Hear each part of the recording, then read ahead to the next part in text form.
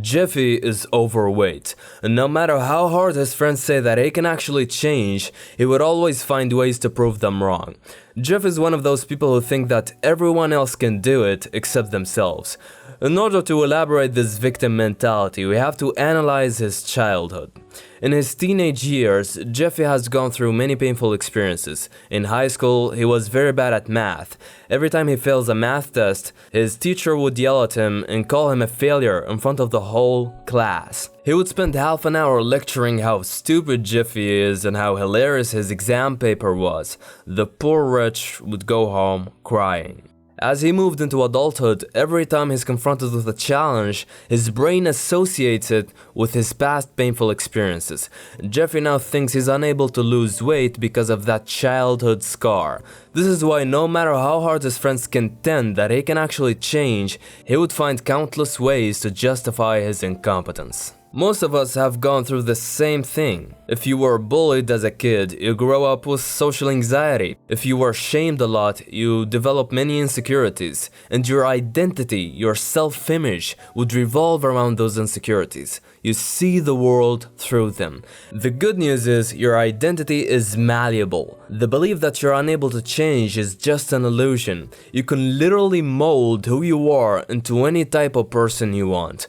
This process entails two basic steps. First, realize and concede that your essence is an empty shell.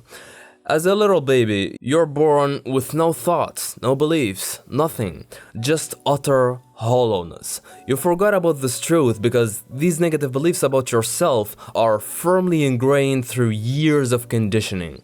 To reinvent your weakling self, first you have to reason that you were like an empty container as a child. As I said, while growing up, you've been stuffed with all sorts of fallacies. Through them, you've created a sense of identity. Who you think you are feels so true to you, but scientifically speaking, your self-image is just a bundle of interwoven ideas, facts, experiences.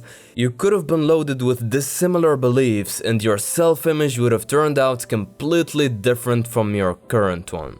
But there is no time for regret. What's important now is the prospect of change. No matter what sort of identity you have, you can detangle all obsolete hardwiring and reinvent yourself. The first step, as I said, is to start perceiving your mind as a container that can be emptied out and loaded with any beliefs you want. Once you distance yourself from who you think you are and accept that you are malleable, we can then get to work.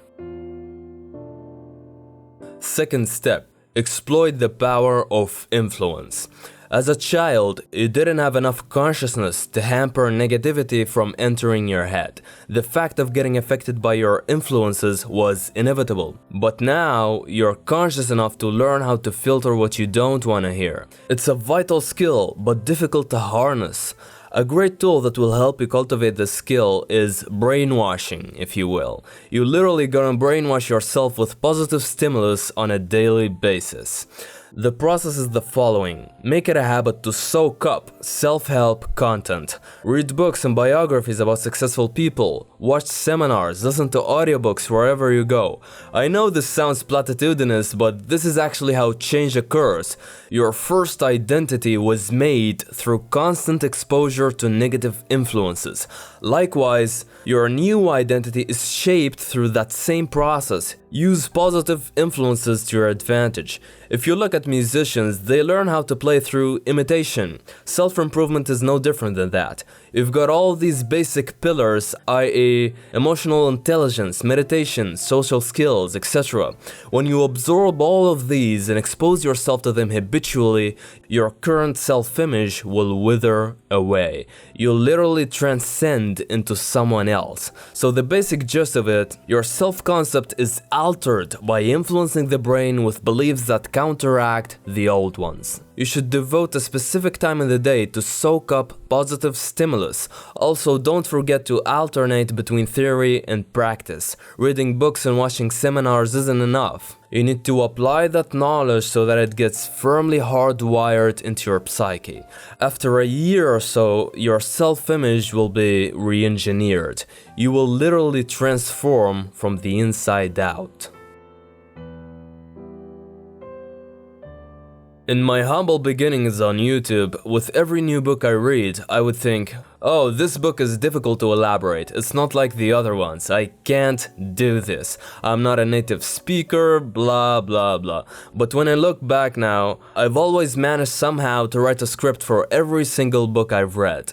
I would read the book, take down notes, and then I'd have to expand on them, but I didn't know how I was gonna do it. What's intriguing, however, I would start with a blank paper, having no clue of what I'm gonna say, to writing a whole, neatly organized script. To me personally, it felt like magic. In Psycho-Cybernetics, however, Dr. Maltz reveals plainly how this obscure phenomenon works.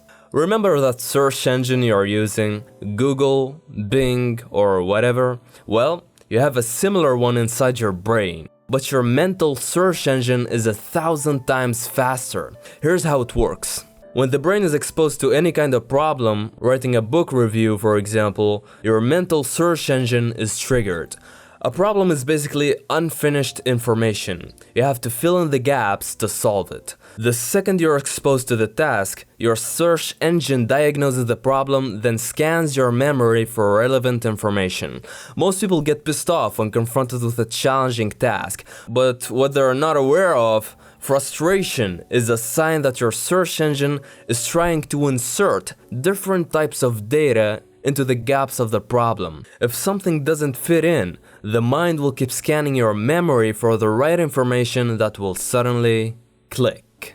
If you haven't yet found a solution and you're experiencing some heavy headaches, it just means your brain has to keep searching. Retain your focus on the problem and eventually the solution will pop up. If you think back on your life, there was no problem that you couldn't resolve. You might have not found the solution to all of them, but you've managed somehow to ignore or get past them. So the next time you're agonizing about something, realize that you already have the solution for it. You just have to stop reacting emotionally and focus on fixing it. Keep exposing your mind to the problem, and in one way or the other, something will click. How amazing it is to tackle any problem with the idea in mind that you already have the solution for it. You can also rely on your search engine to accomplish any goal. From my personal experience, the answer to how I've achieved some of my goals is because I thought about them every single second. That heightened focus on a particular task is somewhat sufficient to make it happen, without disregarding the vital component of taking action, of course. You can't just sit there, meditate on becoming a millionaire, and then somehow you're gonna wake up with a Lamborghini in your garage. No, you concentrate on what you want, you work hard, and through that journey of hustling and steadily maintaining clean focus, the mind will find ways to clear out the way for you.